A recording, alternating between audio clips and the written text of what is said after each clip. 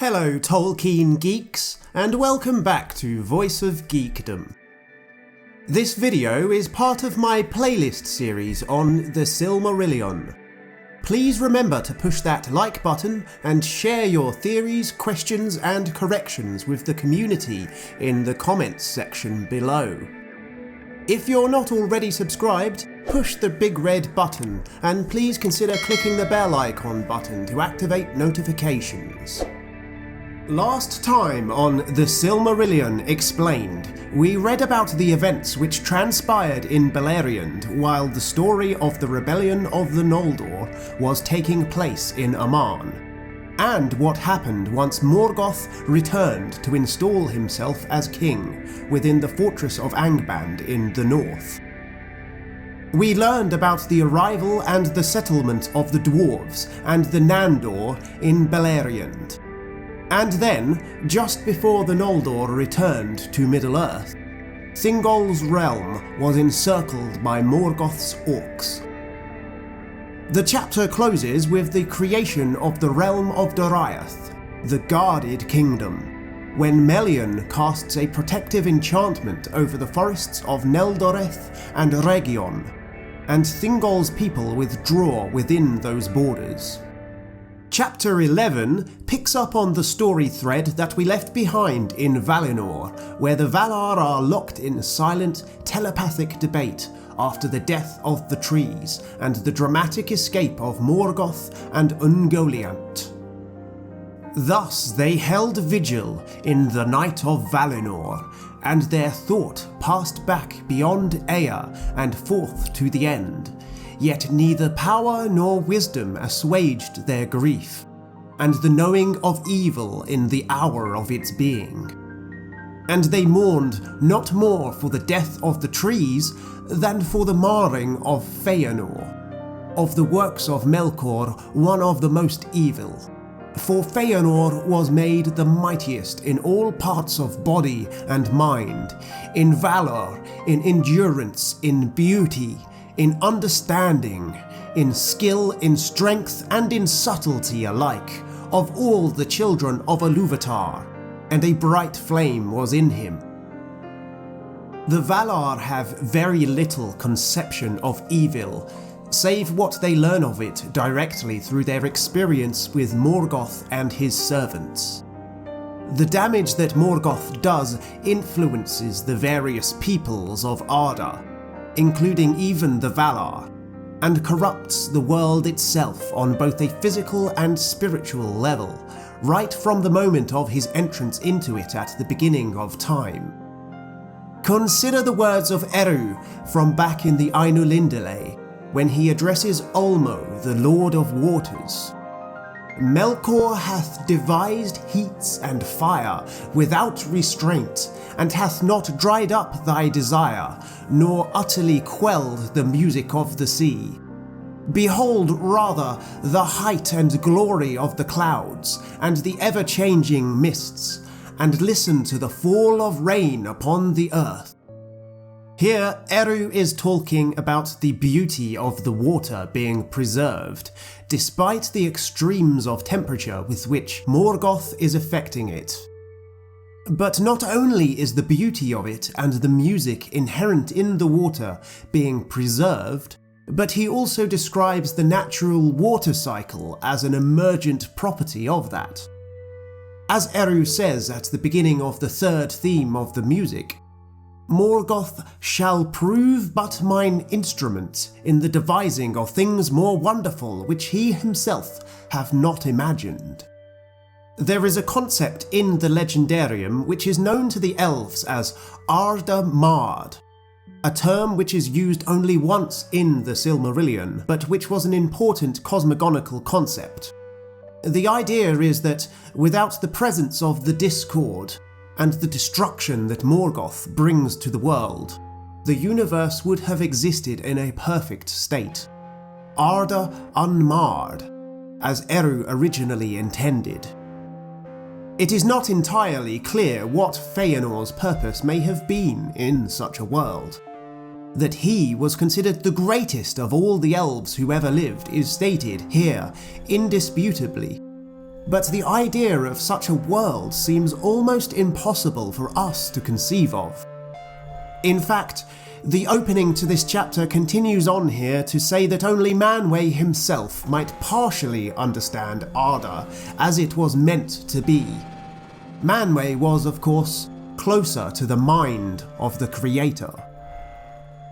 The works of wonder for which the glory of Arda that he might otherwise have wrought, only Manwë might in some measure conceive.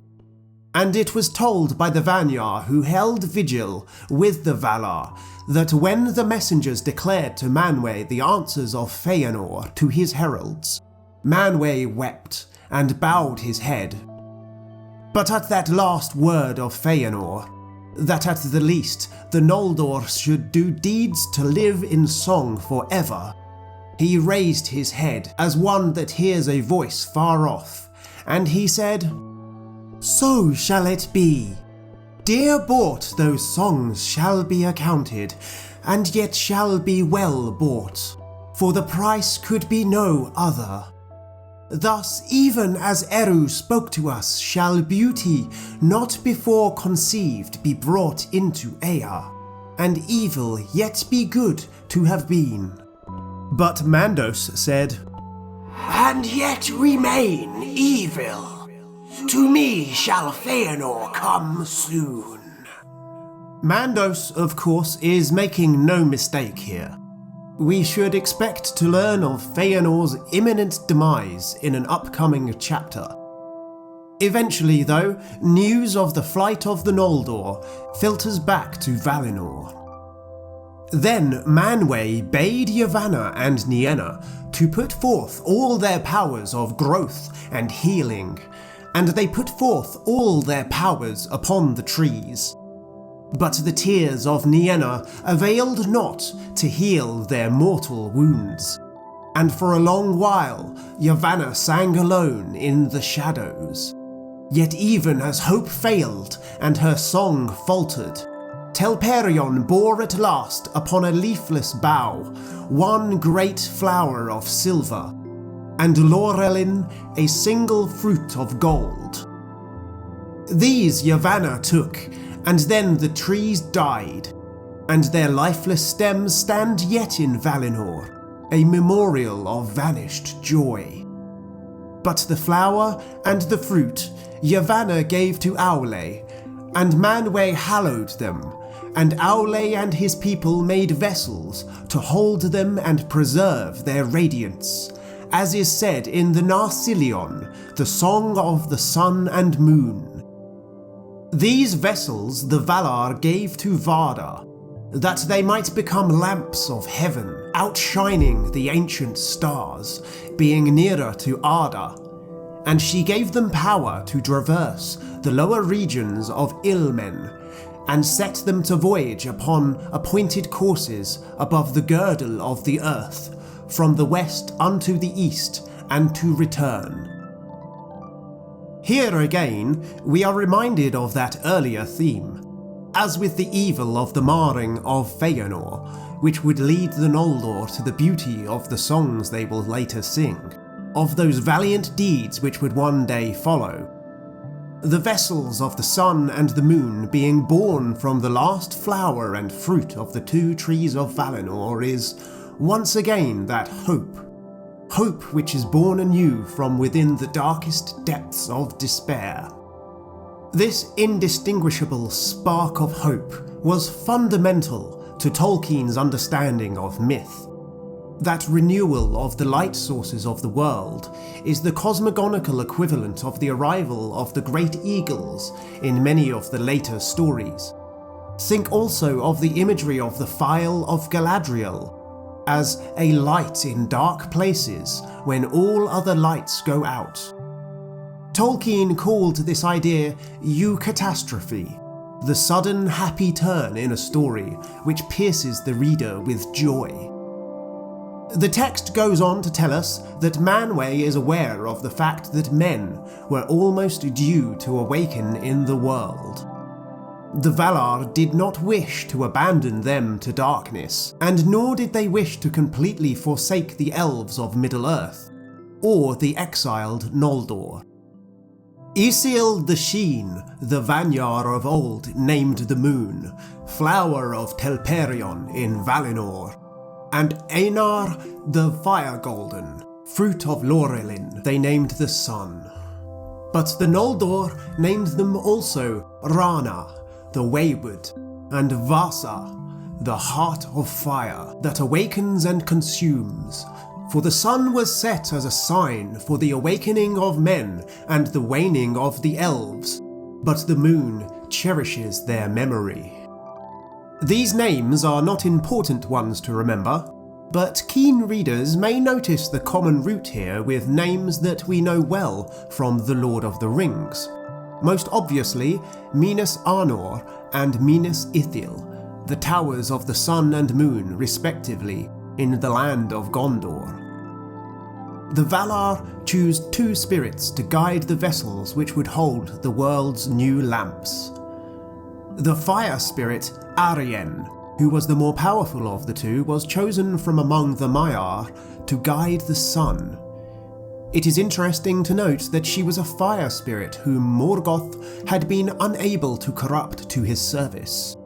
In other words, she was essentially what a Balrog must have been like before falling into darkness. Tilion was chosen from among the Maiar to guide the moon. He was a hunter of Orome, and he loved silver, and he begged to be the keeper of the last flower of Telperion. Isil was the first of the vessels to be ready, and, as Telperion had been the older of the trees, was the first of the lights released into the sky. And at the very moment that Fingolfin's host first set foot in Middle-earth, the moon arose in the night's sky. The moon then crossed the sky alone 7 times.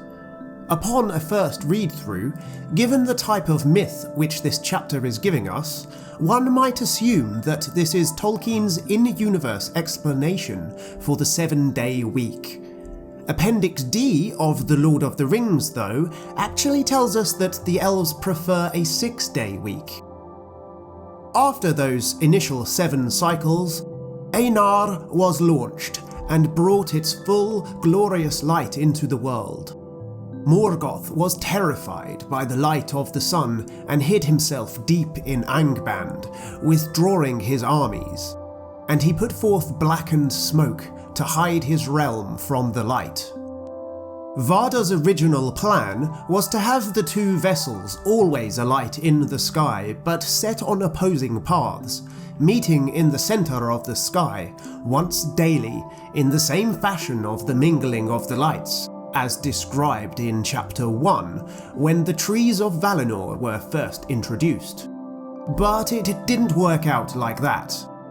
Tilion, the guide of the moon, veered off course and sought to come nearer to Arien, although she scorched him, and the moon was darkened as a consequence. Varda changes her counsel and allows the sun to sink into the west and pass beneath the horizon of Arda, allowing a restful time of half-light before Einar rose anew in the east. Isil was supposed to follow a similar path to this, but Tilion was inconsistent in his pace and was still drawn to Arien, and there are times when both vessels are in the sky, or the moon blocks out the sun, explaining solar eclipses. Morgoth hated the new lights, and was for a while confounded by this unlooked-for stroke of the Valar. Then he assailed Tilion, sending spirits of shadow against him, and there was strife in Ilmen beneath the paths of the stars, but Tilion was victorious. And Arien Morgoth feared with a great fear, but dared not come nigh her, having indeed no longer the power, for as he grew in malice, and sent forth from himself the evil that he conceived in lies and creatures of wickedness, his might passed into them and was dispersed, and he himself became ever more bound to the earth, unwilling to issue from his dark strongholds. Morgoth's weakening of himself is another major theme in the Silmarillion. We will later see him weak enough to be attacked directly by the Noldor, and even with some success. It is the same reason that he becomes so fearful and reclusive in his power, never leaving the fortress of Angband. This dispersal of Morgoth's power is responsible for the title to Morgoth's Ring from the History of Middle-earth series, one of the volumes which we have already mentioned several times in the course of this series. There, Tolkien tells us that just as Sauron concentrated his power in the One Ring, Morgoth dispersed his power into the very matter of Arda. Thus, the whole of Middle-earth was Morgoth's ring. This dispersal of his evil is the same marring of Arda that we spoke of earlier. The passage continues. Seeing the assault upon Tilion, the Valar were in doubt, fearing what the malice and cunning of Morgoth might yet contrive against them. Being unwilling to make war upon him in Middle-earth, they remembered none the less the ruin of Almaren, and they resolved that the like should not befall Valinor. Therefore at that time they fortified their land anew, and they raised up the mountain walls of the Pelori to sheer and dreadful heights, east, north and south. Their outer sides were dark and smooth, without foothold or ledge, and they fell in great precipices with faces hard as glass, and rose up to towers with crowns of white ice. The Valar deployed forces there to guard the Calakiria, the pass of light through the mountains, and built fortifications there in case of further attacks by Morgoth, thus fulfilling one of the predictions made in the Doom of Mandos, that the Noldor would be fenced out of Valinor. And in that time also, which songs call Nertale Valinoreva, the hiding of Valinor, the enchanted isles were set, and all the seas about them were filled with shadows and bewilderment. And these isles were strung as a net in the shadowy seas from the north to the south, before Tol Eressëa, the lonely isle, is reached by one sailing west. Hardly might any vessel pass between them, for in the dangerous sounds the waves sighed forever upon dark rocks shrouded in mist.